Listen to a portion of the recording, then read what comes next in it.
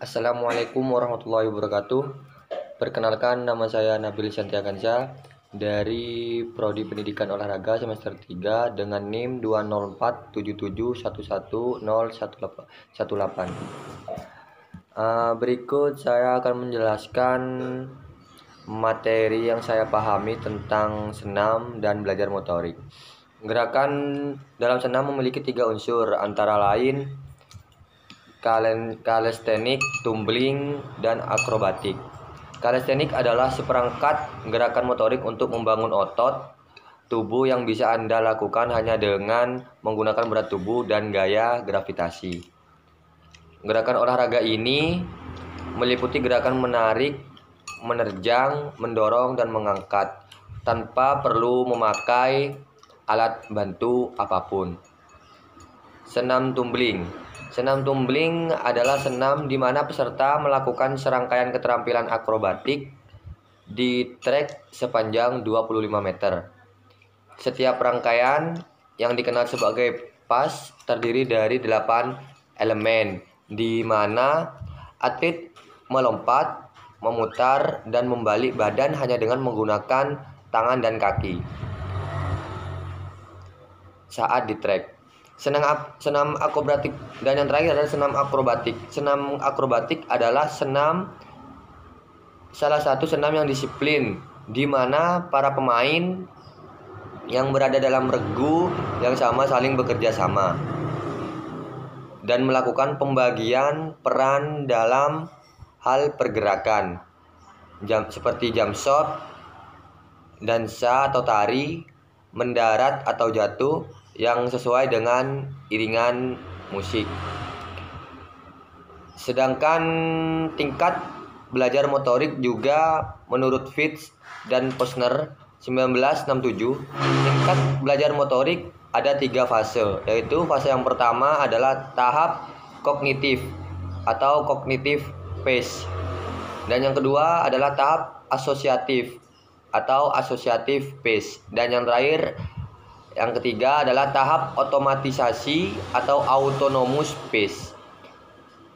Yang pertama, pada tahap kognitif ini akan membentuk tahapan rancangan tugas pembelajaran gerak yang sudah disesuaikan dengan seseorang yang dilibatkan.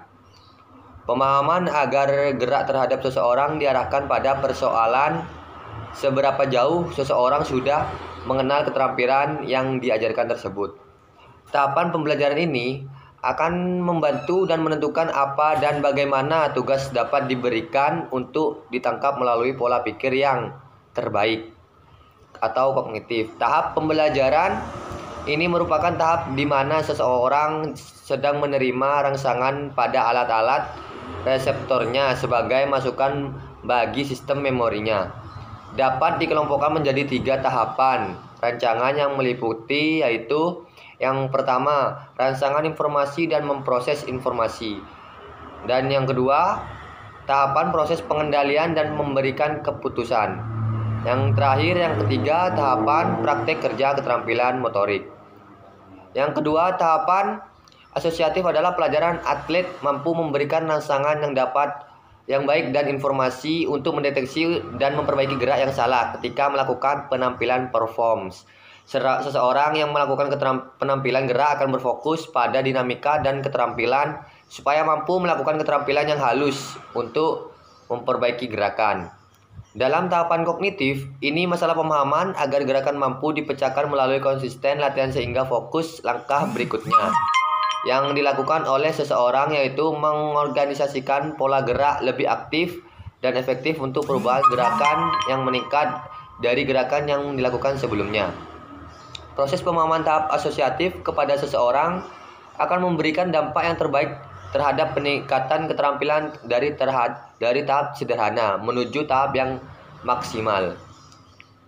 Yang ketiga, tahap otomatisasi atau autonomous phase adalah mencakup tahapan capaian gerak yang efisien setelah melewati proses latihan yang berulang-ulang.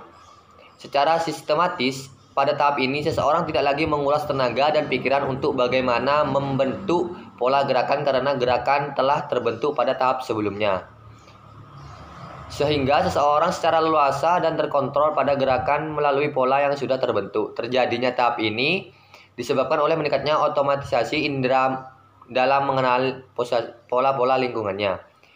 Menurut tuntutan perhatian pada cara pelaksanaan gerak membebaskan seseorang untuk menampilkan kegiatan kognitif tinggi. Keputusan tentang strategi permainan, bentuk, dan gaya semakin ditingkatkan. Pada gerak otomatisasi ini juga seorang sudah matang atau mahir untuk mengembangkan gerak yang sudah ditargetkan. Artinya secara tidak disengaja maupun tidak disengaja pola gerakan yang sudah terbentuk. Karakter tahap pembelajaran motorik yaitu yang pertama tahap kognitif, gerakan lambat, tidak konsisten, dan tidak efisien.